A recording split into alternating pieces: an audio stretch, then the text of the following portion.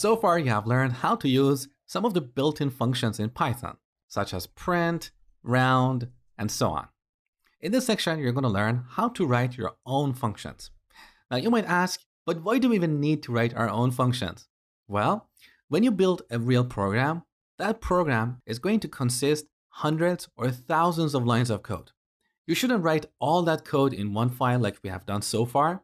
You should break that code into smaller, more maintainable, and potentially more reusable chunks. You refer to these chunks as functions. So let me show you how to create your own custom functions. We start with the def keyword, which is short for define. Next, we need to give our function a name. So let's call this greet. All the best practices you learned about naming your variables also apply to naming your functions. So make sure your function names are meaningful, descriptive, use lowercase letters to name your functions, and an underscore to separate multiple words. Now, after the name, we need to add parentheses. You will see why shortly. And then we'll add a colon. Now, what is going to happen? You know it. We're going to get indentation, which means the following statements will belong to this function. So here I'm going to add two statements. Hi there, and welcome aboard.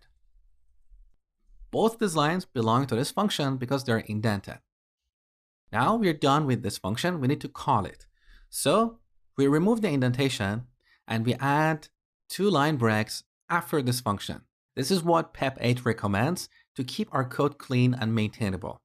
Now, if you forget to add two line breaks, don't worry. As soon as you save the changes, AutoPEP 8 will automatically add these line breaks for you.